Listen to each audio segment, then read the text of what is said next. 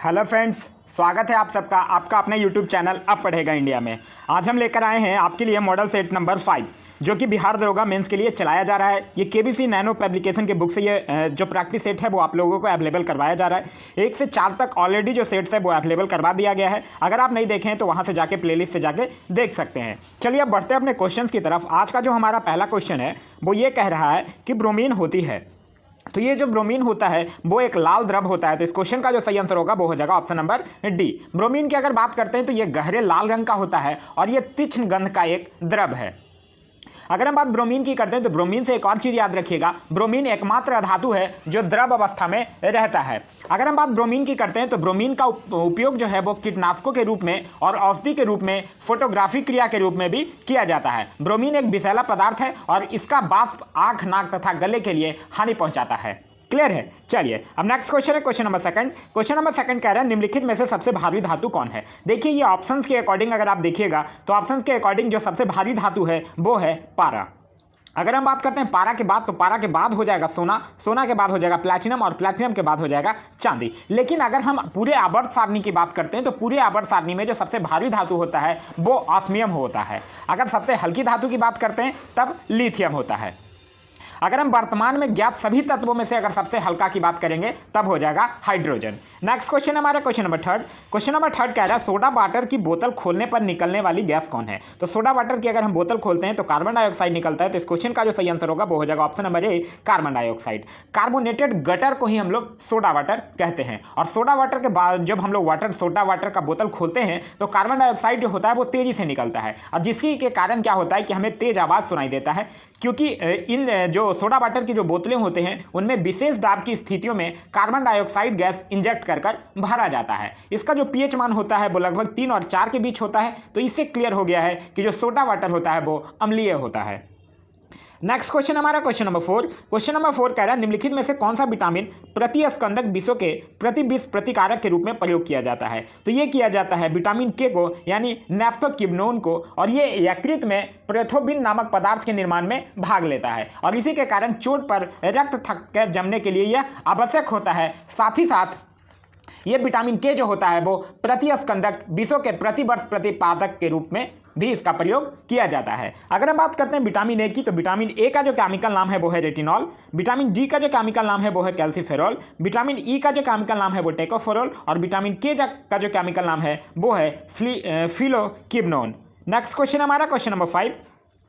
Question number 5 कह रहा है कॉस्मिक किरणें। कॉस्मिक किरणें की अगर बात कर रहा है तो कॉस्मिक किरणें क्या है, एक आवेशित कण है। तो इस क्वेश्चन का जो सही आंसर होगा वो हो जाएगा ऑप्शन नंबर ए, आवेशित कण है। कॉस्मिक किरणों की अगर बात करते हैं तो कॉस्मिक विकिरण में मुख्यतः धनावेशिक प्रोटॉन होता है और अल्प मात्रा में इसमें इलेक्ट्रॉन, पॉजिट्रॉन, न्यूट्रॉन और गामा रे भी होता है।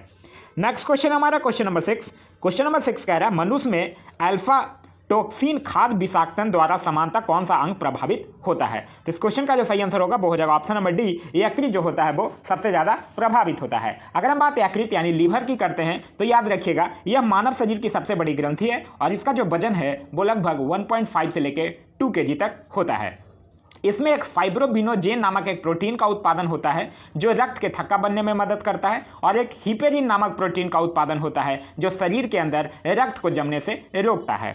अगर हम बात हृदय की करते हैं मतलब हार्ट की करते हैं तो इससे याद रखिएगा इसका भार जो है वो लगभग 300 ग्राम होता है और यह शरीर का सबसे व्यस्त अंग होता है। यह मनुष्य का जो हृदय है वो 4 कोष्ठों से बना हुआ होता है। अगर हम बात वृक्क की करते हैं मतलब किडनी की करते हैं तो इसका वजन 140 ग्राम के आसपास होता है। इसके 2 भाग होते हैं, भीतरी भाग को हम लोग मेडुला कहते हैं और बाहरी भाग को कॉर्टेक्स कहते हैं। अगर हम बात फेफड़ा यानी लंग्स की करते हैं तो इससे याद रखिएगा फेफड़ा 2 प्रकार के गैसीय पदार्थ कार्बन डाइऑक्साइड और जल वाष्प का उत्सर्जन करता है। नेक्स्ट क्वेश्चन है क्वेश्चन नंबर 7। क्वेश्चन नंबर 7 कह रहा है केरोसिन में निम्नलिखित में से कौन सी धातुएं संग्रहित होती हैं। तो देखिए केरोसिन में संग्रहित किया जाता है सोडियम और पोटेशियम को। क्यों? क्योंकि सोडियम और पोटेशियम जो है वो बहुत ही क्रियाशील धातु है और ये दोनों हवा में मौजूद नमी के कारण तुरंत क्रिया कर लेती है और इसी से बचने के लिए इसको हम लोग केरोसिन या फिर पेट्रोल में रखते हैं। तो इस क्वेश्चन का जो सही आंसर होगा वो हो जाएगा ऑप्शन नंबर ए, पोटेशियम और सोडियम। नेक्स्ट क्वेश्चन है क्वेश्चन नंबर 8। क्वेश्चन नंबर 8 कह रहा है ब्लैंक के प्रजनन संबंधी भाग फूल में भी स्थित होते हैं। तो इस क्वेश्चन का जो सही आंसर होगा वो हो जाएगा एंजियोस्पर्म। एंजियोस्पर्म एक ऐसा पौधा वर्ग है जिसमें फूल पाए जाते हैं। तो इस क्वेश्चन का जो सही आंसर होगा वो हो जाएगा option number C, angiosperm. Next question है क्वेश्चन नंबर 9। क्वेश्चन नंबर 9 कह रहा है थर्मस फ्लास्क का रजतीत तल उष्मा के अंतरण को रोकता है। क्यों?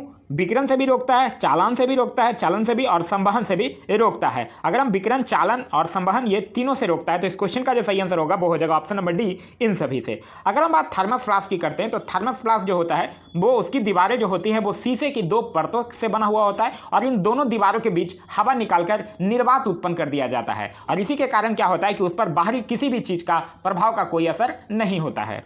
नेक्स्ट क्वेश्चन है क्वेश्चन नंबर 10।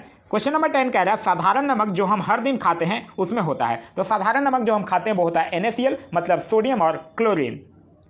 तो इस क्वेश्चन का जो सही आंसर होगा वो हो जाएगा ऑप्शन नंबर ए, सोडियम और क्लोराइड।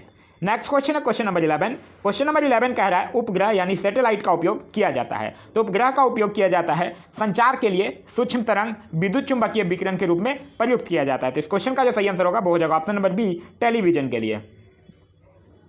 नेक्स्ट क्वेश्चन हमारा क्वेश्चन नंबर 12। क्वेश्चन नंबर 12 कह रहा है एक त्रिआधारीय अम्ल का अनुभार 176 है तो इसका समतुल्य भार क्या होगा। देखिए यहाँ पे कहा त्रिआधारीय, त्रिआधारीय कहा यानी अम्ल की जो संयोजकता होगी वो तो 3 होगी, क्लियर है, और अनुभार दिया हुआ है 176। तो अनुभार बराबर क्या होता है, समतुल्य भार इंटू में संयोजकता। तो समतुल्य भार इक्वल टू क्या हो जाएगा, अनुभार अपॉन में संयोजकता, और यहाँ पे संयोजकता जो है 3 है और अनुभार 176 है। तो इस क्वेश्चन का जो सही आंसर होगा वो हो जाएगा 176 अपॉन में 3। इसको कैंसिल आउट कीजिएगा तो ये 58 पॉइंट समथिंग के अप्रॉक्स आएगा। तो आपका जो सही आंसर होगा वो हो जाएगा ऑप्शन नंबर सी।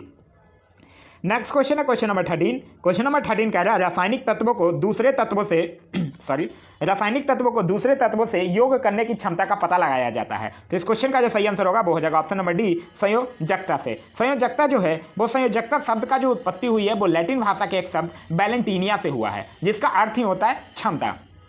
तत्वों के परमाणु जब परस्पर संयोजन करने की क्षमता को ही हम लोग क्या कहते हैं, संयोजकता या फिर वैलेंसी कहते हैं। नेक्स्ट क्वेश्चन हमारा क्वेश्चन नंबर 14। क्वेश्चन नंबर 14 कह रहा है किस रक्त वर्ग के व्यक्ति को सर्वदाता या फिर यूनिवर्सल डोनर कहते हैं। तो ये हम लोग कहते हैं ओ ब्लड ग्रुप के व्यक्ति को। ओ ब्लड ग्रुप का जो व्यक्ति होता है वो किसी भी ग्रुप के व्यक्ति को ब्लड दे सकता है, इसीलिए उसे सर्वदाता ग्रुप कहते हैं। और जो AB ब्लड ग्रुप का जो व्यक्ति होता है वो किसी भी ग्रुप के व्यक्ति से ब्लड ले सकता है, इसीलिए उसे सर्वग्राही ग्रुप कहते हैं। तो इस क्वेश्चन का जो सही आंसर होगा वो हो जाएगा ऑप्शन नंबर सी, ओ। नेक्स्ट क्वेश्चन है क्वेश्चन नंबर 15। क्वेश्चन नंबर 15 कह रहा है पालक के पत्ते किसके प्रबल स्रोत हैं। तो पालक के पत्ते की अगर बात करते हैं तो ये आयरन के प्रबल स्रोत हैं। तो इस क्वेश्चन का जो सही आंसर होगा वो हो जाएगा ऑप्शन नंबर बी, यानी आयरन के प्रबल स्रोत हैं। अगर हम बात करते हैं आयरन के सबसे ज्यादा प्रबल स्रोत क्या है तो वो हो जाएगा मेथी। मेथी में सबसे ज्यादा आयरन पाया जाता है और आयरन जो होता है वो हमारे रक्त में हीमोग्लोबिन का निर्माण करता है। नेक्स्ट क्वेश्चन है क्वेश्चन नंबर 16।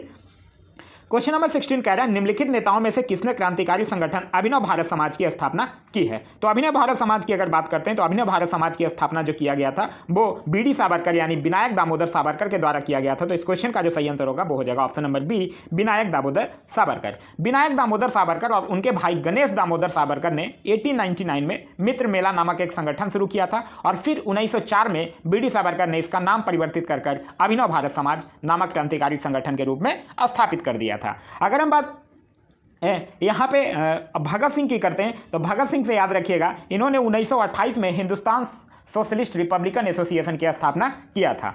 अगर हम बात करते हैं यहीं पे बरिंद्र कुमार घोष की तो बरिंद्र कुमार घोष से याद रखिएगा 1907 में अनुशीलन समिति।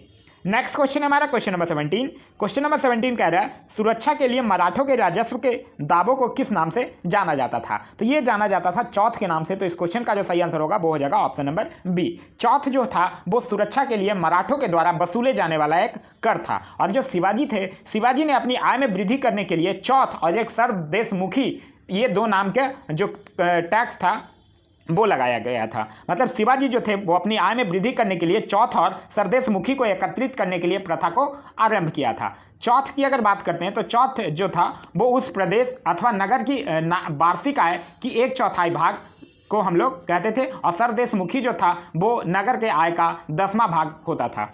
नेक्स्ट क्वेश्चन है हमारा क्वेश्चन नंबर 18। क्वेश्चन नंबर 18 कह रहा है कि निम्नलिखित में से किस केस की समझ संचार में चर्चा हुई और अभियुक्तों के समर्थन में Albert Einstein H.G. Wells, Harold Laski तथा रूजवेल्ट ने सहानुभूतिपूर्ण टिप्पणियां की। तो इस क्वेश्चन का जो सही आंसर होगा वो हो जाएगा ऑप्शन नंबर सी, मेरठ षड्यंत्र मुकदमा में। मेरठ षड्यंत्र मुकदमा की अगर बात करते हैं तो ये अंग्रेजी सरकार ने भारत के साम्यवादी विचारधारा के प्रसार से आशंकित होकर 32 लोगों को गिरफ्तार कर लिया था, जिसमें 3 ब्रिटिश नागरिक भी शामिल थे। उसी को हम लोग मेरठ षड्यंत्र मुकदमा कहते हैं और ये जो मुकदमा था ये 1932 में चला था।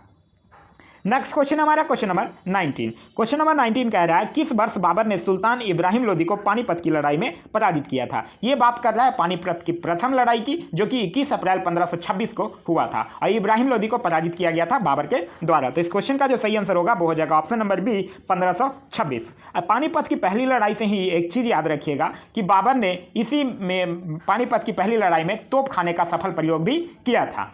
साथ ही साथ एक उसका उस्ताद अली और मुस्तफ़ा बाबर ये बाबर के 2 प्रसिद्ध निशानेबाज थे, जिसका भी उपयोग बाबर ने पानीपत के प्रथम युद्ध में किया था। मतलब इन्होंने भी पानीपत के प्रथम युद्ध में भाग लिया था। अगर हम बात पानीपत की दूसरी लड़ाई की करते हैं तो पानीपत की जो दूसरा युद्ध था वो 1556 में हुआ था अकबर और हेमू के बीच, जिसमें अकबर विजयी हुआ था। और पानीपत की तीसरी लड़ाई 1761 में हुई थी मराठों की संयुक्त सेना और अहमद शाह अब्दाली के बीच, जिसमें मराठों की बुरी तरह से हार हुई थी। अगर हम बाबर से रिलेटेड और कुछ बात करते हैं तो बाबर से याद रखिएगा खानवा का युद्ध 1527 में राणा संगा और बाबर के बीच बाबर विजयी हुआ था। चंदेरी का युद्ध 1528 में मेदिनी राय और बाबर के बीच, इसमें भी बाबर विजयी हुआ। घाघरा का युद्ध 1529 में अफगानों और बाबर के बीच, इसमें भी बाबर विजयी हुआ।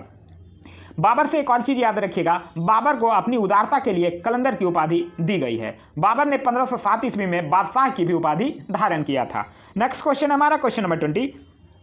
क्वेश्चन नंबर 20 कह रहा है सूची 1 का सूची 2 के साथ मिलान करने के लिए कह रहा है। सूची 1 देखिए, इसमें दिया हुआ है अशोक जो मैच करेगा वो मैच करेगा प्रियदर्शनी के साथ।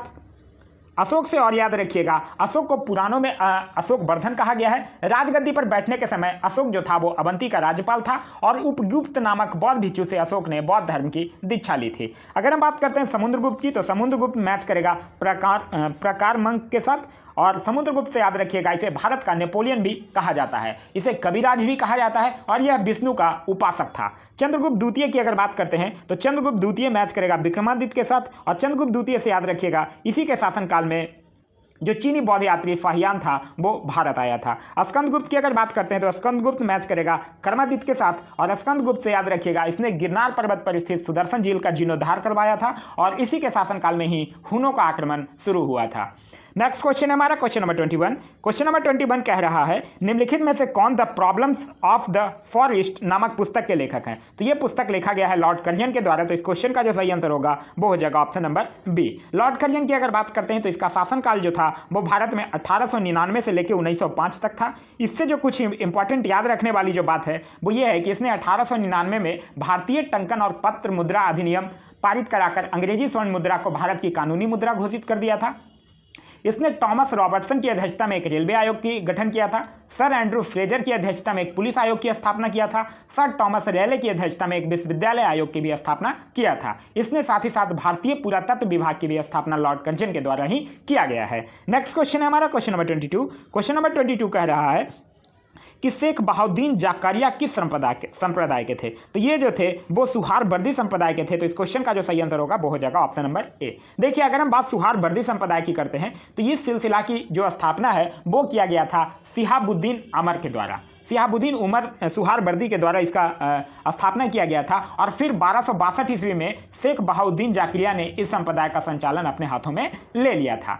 शेख बहाउद्दीन जाकिरिया की अगर बात करते हैं तो इनसे याद रखिएगा इनको मध्यकालीन सूफियों में सबसे धनी सूफी माना जाता है। दिल्ली का जो सुल्तान था इल्तुतमिश उसने शेख उल सलाम की उपाधि भी इनको दिया था।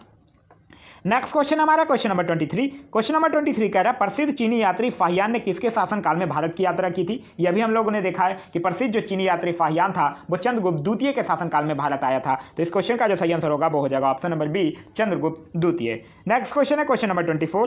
क्वेश्चन नंबर 24 कह रहा है वो प्रथम मुस्लिम शासक कौन था जिसने शासन के सिद्धांत को राजाओं को ईश्वरीय अधिकार सिद्धांत के समान प्रतिपादित किया था। तो ये था बलबन। तो ऑप्शन नंबर सी जो होगा वो हमारा सही आंसर होगा। बलबन की अगर बात करते हैं तो बलबन जो था वो इल्तुतमिश का दास था और इसने चहलगानी की समाप्ति भी किया था और साथ ही साथ राजत्व के सिद्धांत का प्रतिपादन किया था। इससे एक चीज़ और याद रखिएगा, जो बलबन था वो दरबार में अपने दरबार में सीजदा एवं पाबौस जैसी ईरानी पद्धतियों को भी लागू किया था और इसने एक सैन्य विभाग की भी स्थापना किया था जिसका नाम है दीवाने अर्ज। अगर हम और ऑप्शंस की बात करते हैं, कुतुबुद्दीन ऐबक है। कुतुबुद्दीन ऐबक से याद रखिएगा, इसने 1206 में गुलाम वंश की स्थापना किया था, कुतुब मीनार की नींव डाला था, अजमेर में 2.5 दिन के झोपड़ा का निर्माण करवाया था और इसे लाख बख्श यानी लाखों का दान देने वाला राजा भी कहा जाता था। अगर हम बात इल्तुतमिश की करते हैं तो इल्तुतमिश से याद रखिएगा, इसने एकता प्रणाली चलाई थी। तुर्गा ने चिहलगानी नामक एक संगठन बनाया था जिसे बाद में जाके बलबन समाप्त कर दिया था। सबसे पहले इसने शुद्ध अरबी के सिक्के जारी किए थे और इसने आराम शाह की हत्या करके 1211 में दिल्ली की गद्दी पर बैठा था। अलाउद्दीन की अगर बात करते हैं तो अलाउद्दीन खिलजी से याद रखिएगा, इसने ये 1296 में दिल्ली का सुल्तान बना था। इसने सेना को नगद वेतन देने और अस्थायी सेना की नींव रखी थी, घोड़ा दागने और सैनिकों को हुलिया लिखने का प्रथा चलवाया था। अलाई दरवाजा, सीरी का किला, हजार खंबा महल, ये सब का निर्माण भी अलाउद्दीन खिलजी के द्वारा ही करवाया गया है। नेक्स्ट क्वेश्चन है हमारा क्वेश्चन नंबर 25। क्वेश्चन नंबर 25 कह रहा है नाउ और नेबर पैम्पलेट किसने लिखा है। नाउ और नेबर का अगर हम पैम्पलेट की बात करते हैं तो ये चौधरी रहमत अली के द्वारा लिखा गया है। तो इस क्वेश्चन का जो सही आंसर होगा वो हो जाएगा ऑप्शन नंबर सी, रहमत अली के द्वारा ये प्रकाशित किया गया एक पुस्तक है जिसका प्रकाशन सर्वप्रथम 28 जनवरी 1933 को किया गया था और इसी पैम्पलेट में पहली बार पाकिस्तान शब्द का भी प्रयोग किया गया था। जब तीसरा गोलमेज सम्मेलन चल रहा था तो उसी समय ये पैम्पलेट जो है वो रहमत अली के द्वारा प्रस्तुत किया गया था और रहमत अली जो था वो इसमें 2 मुसलमान राज्यों बंगलाइस्तान और उस्मानिस्तान बनाने का सुझाव दिया था। नेक्स्ट क्वेश्चन है हमारा क्वेश्चन नंबर 26। क्वेश्चन नंबर 26 कह रहा है दीवाने अर्ज विभाग संबंधित था। दीवाने अर्ज जो विभाग था वो संबंधित था रक्षा विभाग से और इसकी स्थापना बलबन के द्वारा करवाया गया था।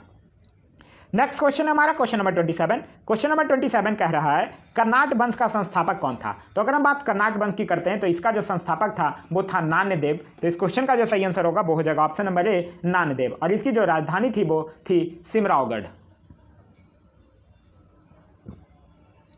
नेक्स्ट क्वेश्चन है question number 28। British house of Commons में चुने जाने वाले दादा भाई नौरोजी प्रथम भारतीय थे जिन्होंने इस दल की टिकट पर चुनाव लड़ा था। तो ये लेबर पार्टी के टिकट पर चुनाव लड़े थे जिसको हम लोग लेबर पार्टी का लिबरल पार्टी के टिकट पर चुनाव लड़े थे, तो यानी उदारवादी दल। तो इस क्वेश्चन का जो सही आंसर होगा वो हो जाएगा ऑप्शन नंबर ए, उदारवादी दल। और ये कब लड़े थे, 1892 में इनको टिकट पर चुना गया था।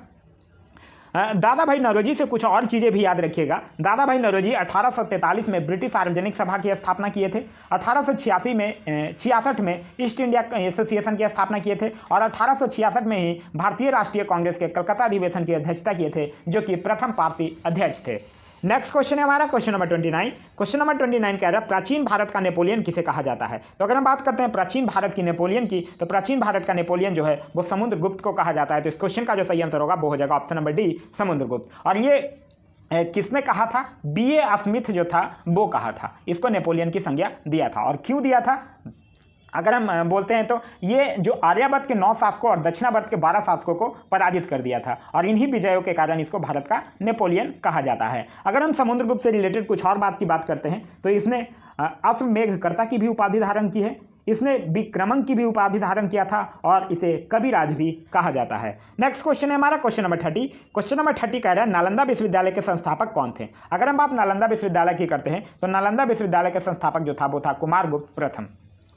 कुमारगुप्त प्रथम जो था वो दसपुर में एक सूर्य मंदिर का निर्माण करवाया था और नालंदा में एक विहार की स्थापना करवाया था और यही आगे जाकर नालंदा विश्वविद्यालय के नाम से विख्यात हुआ था। तो इस क्वेश्चन का जो सही आंसर होगा वो हो जाएगा option number B, Kumaragupta. Dharmapal से याद रखिएगा, धर्मपाल जो था वो एक पाल शासक था और इसने विक्रमशिला विश्वविद्यालय की स्थापना किया था। नेक्स्ट क्वेश्चन है हमारा क्वेश्चन नंबर 31। क्वेश्चन नंबर 31 कह रहा है किसने दुखी आत्मा दुखी हृदय जैसे छंगनामों के तहत लिखकर चंपारण के किसानों की दुर्दशा पर प्रकाश डाला था। तो इस क्वेश्चन का जो सही आंसर होगा वो हो जाएगा ऑप्शन नंबर ए, पीर मोहम्मद मुनीस के द्वारा ये लिखा गया था। अगर हम बात करते हैं पीर मोहम्मद मुनीस की तो ये एक प्रसिद्ध लेखक थे हिंदी के और साथ ही साथ एक पत्रकार के भी रूप में कार्य करते थे। इन्होंने चंपारण क्षेत्र में यूरोपीय बागान मालिकों द्वारा किसानों के शोषण और उनकी दुर्दशाओं का वर्णन किया था। अगर हम बात करते हैं चंपारण सत्याग्रह की तो भारत में सत्याग्रह का पहला प्रयोग भी 1917 के चंपारण सत्याग्रह में ही किया गया था और राजकुमार शुक्ल के प्रेरित करने के बाद गांधी जी जो थे वो चंपारण आए थे। नेक्स्ट क्वेश्चन है हमारा क्वेश्चन नंबर 32। क्वेश्चन नंबर 32 कह रहा है कलहन की पुस्तक का नाम क्या है? तो कलहन की पुस्तक का नाम है राजतरंगिणी। तो इस क्वेश्चन का जो सही आंसर होगा वो हो जाएगा option number D.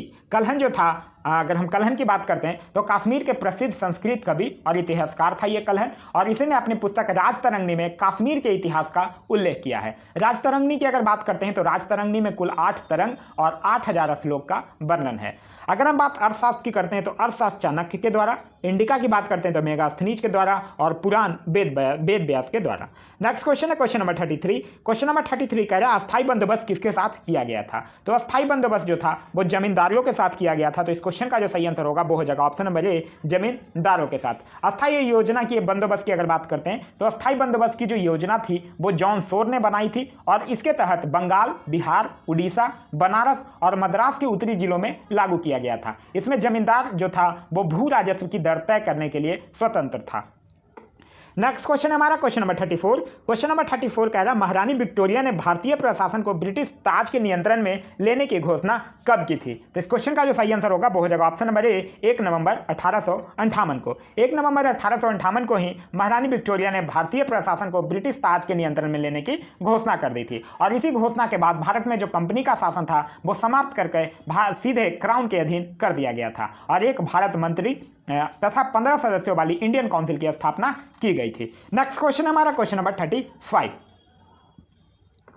Question number 35 कह रहा है भारत में पहली बार किसने वार्षिक आय को अनुमानित किया था? तो भारत में सबसे प्रथम दादा भाई नौरोजी के द्वारा वर्ष 1868 में राष्ट्रीय आय का अनुमान लगाया गया था। तो इस क्वेश्चन का जो सही आंसर होगा वो हो जाएगा ऑप्शन नंबर ए, दादा भाई नौरोजी। और इन्होंने अपनी पुस्तक property and un British rule in India में प्रति व्यक्ति वार्षिक आय का जो अनुमान बताया था वो लगभग 20 रुपया बताया था। दादा भाई नौरोजी से एक चीज याद रखिएगा, इन्हें भारतीय राजनीति का पितामह भी कहा जाता है, और सर्वप्रथम दादा भाई नौरोजी ने ही अंग्रेजों द्वारा भारत के धन की निकासी की ओर सभी भारतीयों का ध्यान खींचा था। नेक्स्ट क्वेश्चन है हमारा क्वेश्चन नंबर 36।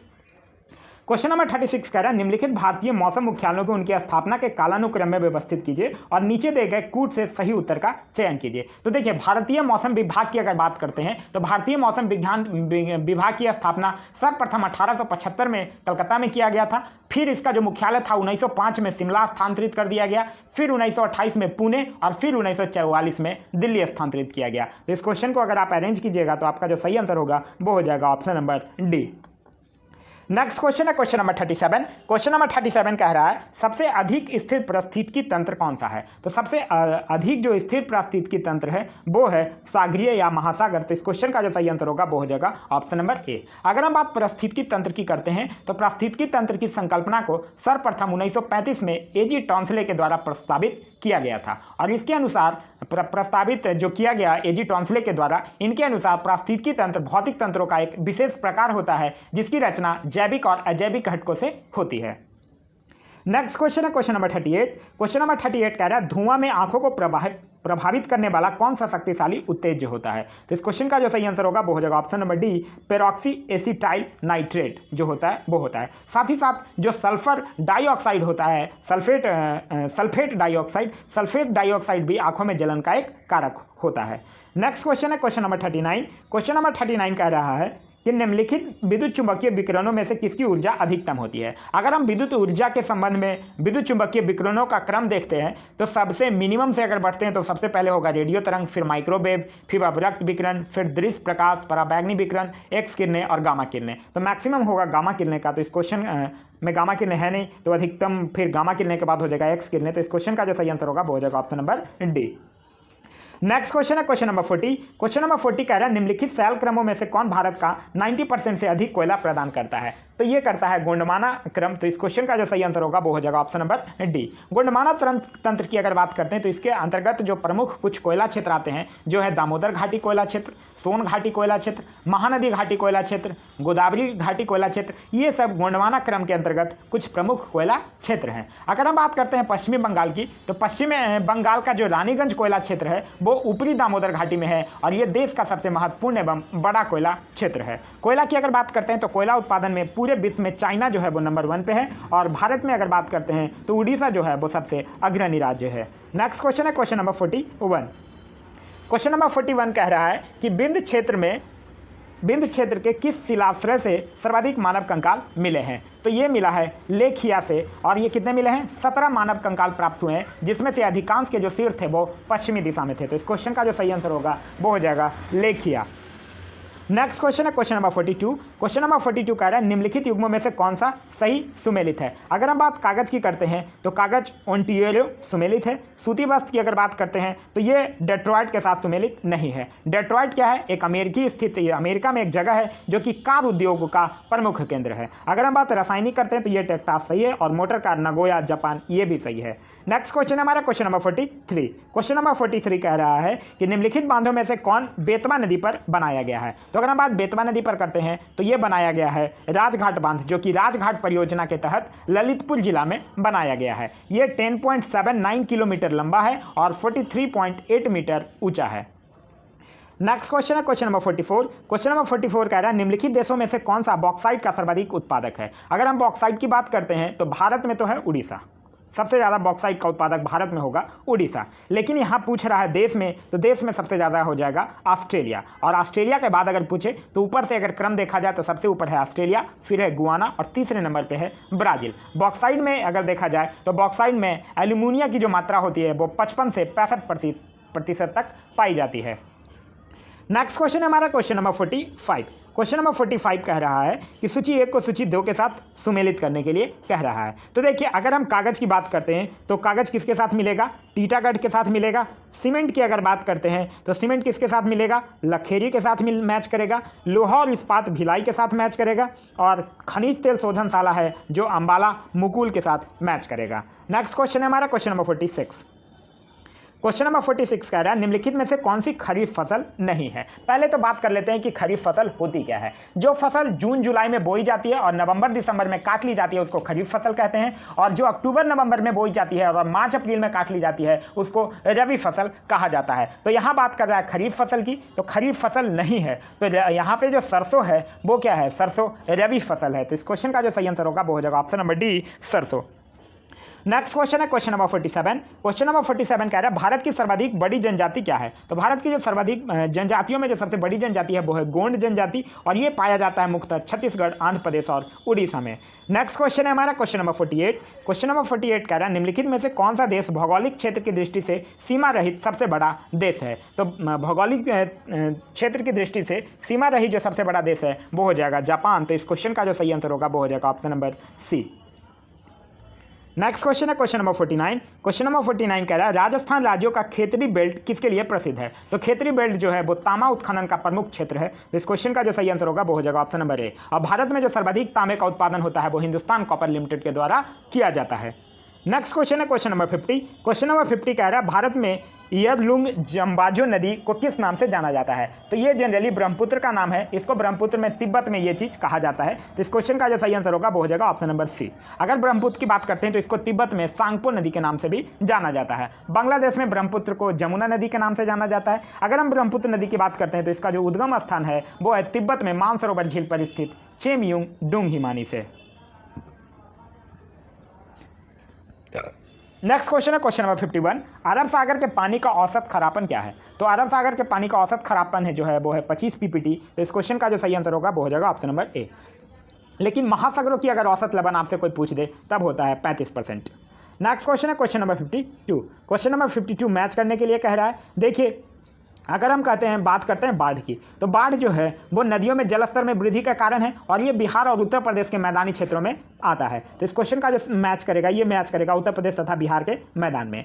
फिर है बात भूकंप की। भूकंप की अगर बात करते हैं तो ये हिमालय के गिरिपात क्षेत्र में दलदली होने के कारण आता है। तो इस क्वेश्चन का जो मैच करेगा भूकंप वो हिमालय का गिरिपात क्षेत्र होगा। फिर अगर बात करते हैं सूखा की, तो मध्य पूर्वी जो भारत है वो सूखा प्रवण क्षेत्र है, तो ये इसके साथ मैच करेगा। और अगर बात चक्रवात की करते हैं तो चक्रवात जो है वो झारखंड और उत्तरी उड़ीसा का क्षेत्र जो है वो चक्रवात प्रवण क्षेत्र है, तो ये इसके साथ मैच करेगा। नेक्स्ट क्वेश्चन हमारा क्वेश्चन नंबर 53। क्वेश्चन नंबर 53 कह रहा है कोरबा कोयला क्षेत्र अवस्थित है। तो कोरबा कोयला जो क्षेत्र है वो छत्तीसगढ़ में स्थित है। तो इस क्वेश्चन का जो सही आंसर होगा वो हो जाएगा ऑप्शन नंबर बी, छत्तीसगढ़। और यहाँ से उत्तम कोटि के कोयले का उत्पादन किया जाता है। अगर हम बात छत्तीसगढ़ की करते हैं तो इसका जो गठन हुआ था वो 1 नवंबर 2000 को हुआ था, और यहाँ के मुख्यमंत्री का नाम है भूपेश बघेल। नेक्स्ट क्वेश्चन है क्वेश्चन नंबर 54। क्वेश्चन नंबर 54 कह रहा है माउंट एटना है। तो माउंट एटना क्या है? एक सक्रिय ज्वालामुखी है जो कि इटली में स्थित है। तो इस क्वेश्चन का जो सही आंसर होगा वो हो जाएगा ऑप्शन नंबर सी, एक ज्वालामुखी। नेक्स्ट क्वेश्चन है क्वेश्चन नंबर 55। क्वेश्चन नंबर 55 कह रहा है निम्न में से कौन सी आग्नेय चट्टान नहीं है? तो आग्नेय चट्टान की अगर बात करते हैं तो पेरिडोइट है, ग्रेनाइट है, अस्कोरिया भी है, लेकिन सेल नहीं है। क्यों? क्योंकि सेल जो है वो एक सुगंधित तल छठी चट्टान है जो कि गाद और मिट्टी के आकार के खनिज कणों के संयोजन से बनता है। नेक्स्ट क्वेश्चन है क्वेश्चन नंबर 56।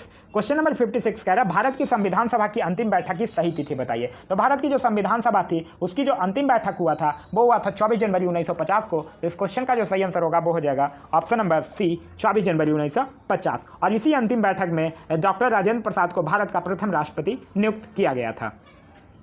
टोटल 11 अधिवेशन हुए थे, ये तो आप लोगों को पता ही होगा, संविधान सभा के टोटल 11 अधिवेशन हुए थे। नेक्स्ट क्वेश्चन हमारा क्वेश्चन नंबर 57। क्वेश्चन नंबर 57 कह रहा है निम्नलिखित में से कौन सरकारीय आयोग का सदस्य था? अगर हम बात करते हैं सरकारीय आयोग का तो इसका गठन 1983 में भारत सरकार के द्वारा किया गया था। और इस आयोग के जो अध्यक्ष थे वो सर्वोच्च न्यायालय के सेवानिवृत्त न्यायाधीश डॉक्टर न्यायमूर्ति राजेंद्र सिंह सरकारिया थे। और इसके जो सदस्य थे वो है श्री बी शिवरमन और एस.आर. सेन। तो इस क्वेश्चन का जो सही आंसर होगा वो हो जाएगा option number C, doctor S R. Sen.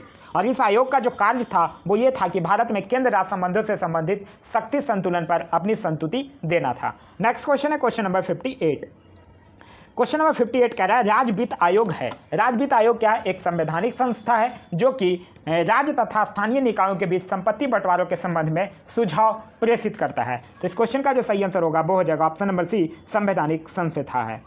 Next question है क्वेश्चन नंबर 59। क्वेश्चन नंबर 59 कह रहा है व्यक्ति स्वतंत्रता के लिए उच्चतम न्यायालय में निम्नलिखित में से किस रीट को जारी कर सकता है? तो जारी कर सकता है वो बंदी प्रत्यक्षीकरण, क्योंकि किसी व्यक्ति को अगर अवैध रूप से बंदी बनाए जाने पर उसे स्वतंत्रता प्रदान करने के लिए बंदी प्रत्यक्षीकरण जारी किया जाता है। सुप्रीम कोर्ट जो है मतलब उच्चतम न्यायालय जो है वो अनुच्छेद 32 के तहत 5 तरह की रीट जारी कर सकता है। नेक्स्ट क्वेश्चन है हमारा क्वेश्चन नंबर 60। क्वेश्चन नंबर 60 कह रहा है निम्नलिखित में से कौन भारत में संघ राज्य संबंध से संबंधित नहीं है? तो देखिए अगर हम बात सरकारीय आयोग की करते हैं तो इसका गठन 1983 में हुआ था, ये भी राज्य संघ संबंध से है। राज्य मन्नार समिति की अगर बात करते हैं तो इसका गठन 1969 में हुआ था, इसका भी संबंध संघ राज्य संबंध से है। अगर हम बात इंद्रजीत गुप्ता समिति की करते हैं तो इंद्रजीत गुप्ता जो समिति है इसका संबंध केंद्र राज्य संबंध से नहीं है। तो इस क्वेश्चन का जो सही आंसर होगा वो हो जाएगा ऑप्शन नंबर सी। अगर हम बात पुंछी आयोग की करते हैं तो पुंछी आयोग का भी गठन 2007 में हुआ था और इसका संबंध भी संघ राज्य संबंध से है। नेक्स्ट क्वेश्चन है क्वेश्चन नंबर 61। क्वेश्चन नंबर 61 कह रहा है निम्नलिखित में से कौन संविधान प्रारूप समिति कॉन्स्टिट्यूशन ड्राफ्टिंग कमेटी के सदस्य थे? तो देखिए अगर हम बात करते हैं प्रारूप समिति में तो प्रारूप समिति में सदस्यों की जो संख्या थी वो 7 थी। प्रारूप समिति के अध्यक्ष जो थे वो डॉक्टर भीमराव अंबेडकर थे। प्रारूप समिति के जो कुछ अध्यक्ष मतलब 7 सदस्य जो थे उनके जो नाम हैं वो है Alladi Krishnaswami Ayyar, Gopalaswami Ayyangar, K M. Munshi, Mohammad Saadulla, D P. Khaitan, N. Madhavrao, ये सब जो थे वो प्रारूप समिति के सदस्य थे। तो एन. गोपाला स्वामी भी थे और जवाहरलाल नेहरू नहीं थे। जवाहरलाल नेहरू से याद रखिएगा ये संघीय संविधान समिति और संघ शक्ति समिति के अध्यक्ष थे। अल्लादी कृष्णा स्वामी अय्यर भी थे। सरदार पटेल नहीं थे क्योंकि सरदार पटेल जो थे वो प्रांतीय संविधान समिति के अध्यक्ष थे। तो इस क्वेश्चन का जो सही आंसर होगा वो हो जाएगा ऑप्शन नंबर 1 और 3, ये दोनों सही है। तो जो सही ऑप्शन होगा वो हो जाएगा option number C. Next question हमारा क्वेश्चन नंबर 62। क्वेश्चन नंबर 62 कह रहा है कि निम्नलिखित में से किसके द्वारा भारत के नियंत्रक एवं महालेखक परीक्षक के पद का सृजन किया गया था? तो भारत के नियंत्रक एवं महालेखक परीक्षक की अगर बात करते हैं तो इसका जिक्र है अनुच्छेद 148 से लेकर 151 में। और इसकी जो नियुक्ति है वो संघ मंत्रिमंडल के सलाह पर राष्ट्रपति के द्वारा की जाती है। इसका जो कार्यकाल है वो 6 वर्ष या 65 वर्ष की आयु तक होता है। तो इस क्वेश्चन का जो सही आंसर होगा वो हो जाएगा ऑप्शन नंबर बी, संविधान द्वारा। अगर हम बात नियंत्रक एवं महालेखक परीक्षक की करते हैं तो इससे एक और चीज़ याद रखिएगा, ये सेवानिवृत्ति के बाद भारत सरकार के किसी भी पद पर अधीन नहीं हो सकता है। नेक्स्ट क्वेश्चन है क्वेश्चन नंबर 63। क्वेश्चन नंबर 63 कह रहा है प्रोटेम स्पीकर का कर्तव्य क्या होता है? तो प्रोटेम स्पीकर की अगर बात करते हैं तो इसका जो कर्तव्य होता है वो होता है नवनिर्वाचित सदस्यों को शपथ दिलाना और स्पीकर के चुनाव तक सदन की अध्यक्षता करना। तो इस क्वेश्चन का जो सही आंसर होगा वो हो जाएगा ऑप्शन नंबर बी, सदस्यों को शपथ दिलाना। नवनिर्वाचित सदन में लोकसभा अध्यक्ष, विधानसभा सभाध्यक्ष के चुनाव से पूर्ण सदन के समांतर सर्वाधिक वरिष्ठ सदस्य को ही प्रोटेम स्पीकर के रूप में चुना जाता है। नेक्स्ट क्वेश्चन है हमारा क्वेश्चन नंबर 64। क्वेश्चन नंबर 64 कह रहा है मंडल आयोग जिसके प्रस्तावों ने क्षुण्ण विवाद का सूत्रपात किया है वो गठित करने वाले कौन थे? तो इसको गठित करने वाले थे मोरारजी देसाई। तो इस क्वेश्चन का जो सही आंसर होगा वो हो जाएगा option number B, Morarji Desai. देखिए, अगर हम बात करते हैं तो जनता पार्टी जो था वो अपने 1977 के चुनाव में घोषणा पत्र में सामाजिक असमानताओं को समाप्त करने का उल्लेख किया था और पिछड़ा वर्गों के लिए सरकारी और शैक्षणिक सेवाओं में 25 से 33% स्थान आरक्षित करने की बात कही थी। मोरारजी देसाई के नेतृत्व में केंद्र सरकार गठित होते ही जनता सरकार ने बीपी मंडल यानी जो बिंदेश्वरी प्रसाद मंडल हैं उनकी अध्यक्षता में एक पिछड़ा दल गठित किया और इसे मंडल आयोग के नाम से जाना गया। 12 दिसंबर 1980 को ये आयोग ने अपनी रिपोर्ट सौंपी थी।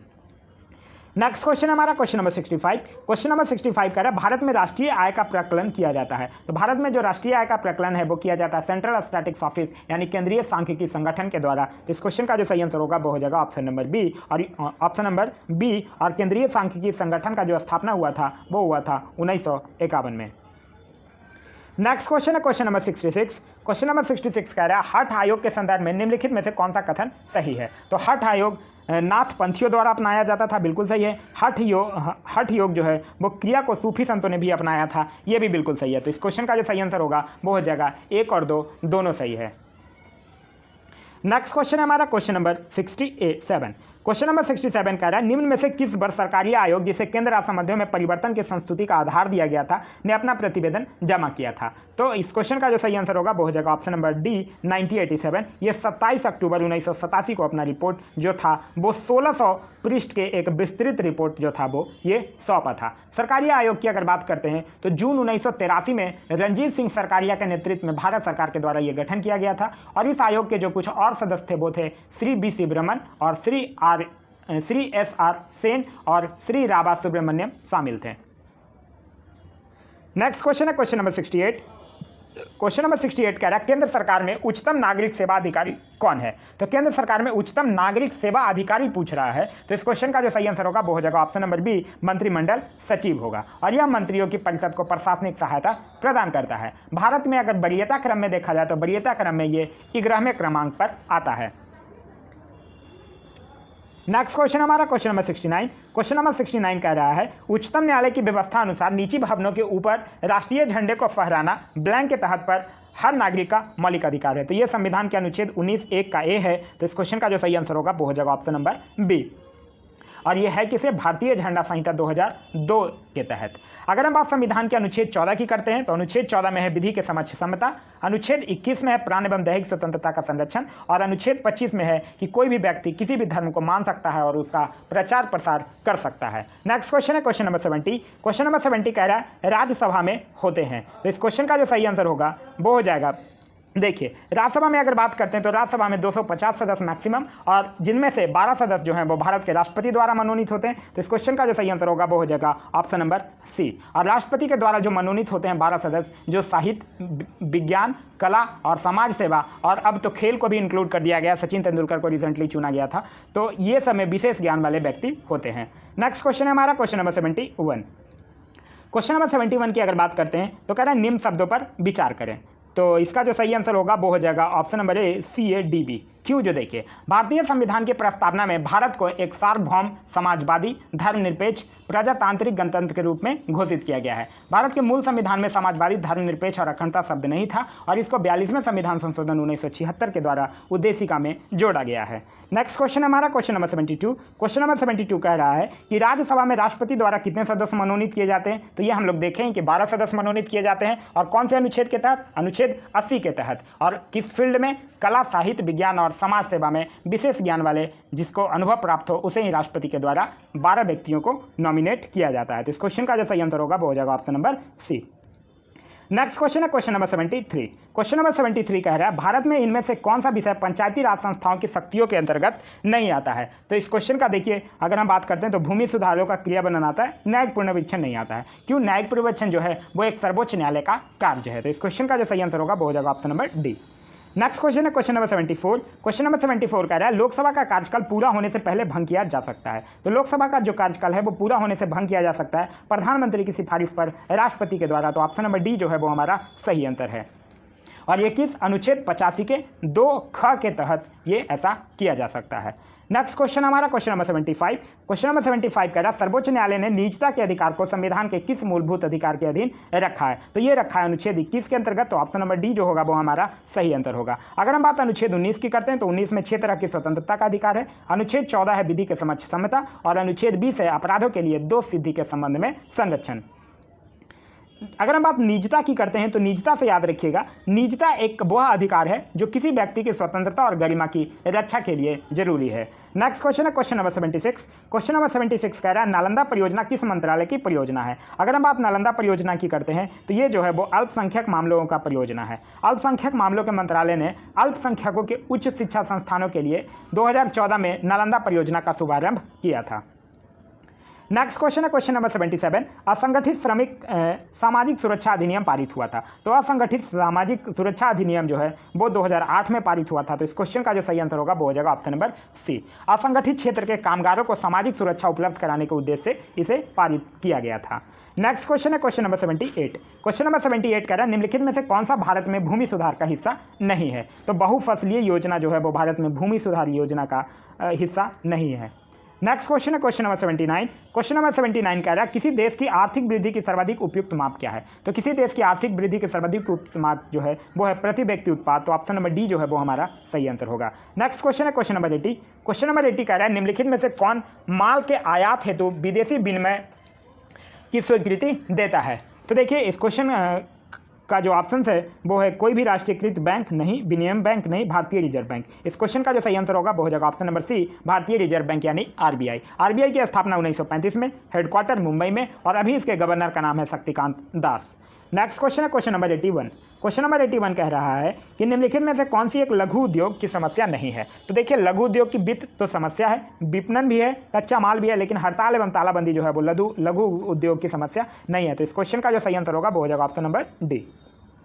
नेक्स्ट क्वेश्चन है क्वेश्चन नंबर 82। क्वेश्चन नंबर 82 कह रहा है हरित विकास यानी ग्रीन डेवलपमेंट के लेखक कौन है? तो हरित विकास जो है वो एक 2008 में प्रकाशित की गई पुस्तक थी जो कि प्रकाशित किया गया था WM एडम्स के द्वारा। तो इस क्वेश्चन का जो सही आंसर होगा वो हो जाएगा option number D. Next question है क्वेश्चन नंबर 83। क्वेश्चन नंबर 83 कह रहा है कि निम्नलिखित में से कौन सी एक विशिष्ट एकता व्यवस्था की एकता व्यवस्था की नहीं है? एकता व्यवस्था की अगर बात करते हैं तो भारत में इल्तुतमिश द्वारा एकता प्रणाली का प्रचलन किया गया था। एकता एक राजस्व एकत्रित करने की व्यवस्था थी, बिल्कुल सही है। सियासत नामा एकता व्यवस्था की जानकारी का स्रोत था, यह भी बिल्कुल सही है। एकता से एकत्रित राजस्व सीधे सुल्तान के खाते में जाती थी, ये गलत है। क्यों? क्योंकि जो एकता से एकत्रित राजस्व था वो सीधे सुल्तान के खाते में नहीं जाता था, बल्कि सुल्तान इससे अपने सैन्य और प्रशासनिक व्यय पूरे करता था। मुक्ति को एकता से एकत्रित राजस्व से सैनिक रखने पड़ते थे, ये भी बिल्कुल सही है। तो इस क्वेश्चन का जो सही आंसर होगा वो हो जाएगा ऑप्शन नंबर सी। तो ये था हमारा आज का वीडियो। आज का वीडियो आप लोगों को कैसा लगा कमेंट करके जरूर बताइएगा। साथ ही साथ इसके आगे जो मैथ्स और रीजनिंग के क्वेश्चंस हैं वो आपको उसके सॉल्यूशन पीडीएफ के फॉर्म में आपको प्रोवाइड करवा दिया गया है। अब पीडीएफ आप लोगों को अगर मिल जा रहा है तो ठीक है, ग्रुप में ज्वाइन हो चुके हैं। जो लोग नहीं ज्वाइन हुए वो उनके लिए मैं वीडियो के डिस्क्रिप्शन में लिंक दे रहा हूँ, वहाँ से आप जाके ज्वाइन हो सकते हैं। साथ ही साथ आप लोगों से एक छोटी सी रिक्वेस्ट है, इस सेट को बनाने के बाद आप कमेंट करके जरूर बताइएगा कि आपका मार्क्स इस सेट में कितना आ रहा है। Thanks for watching.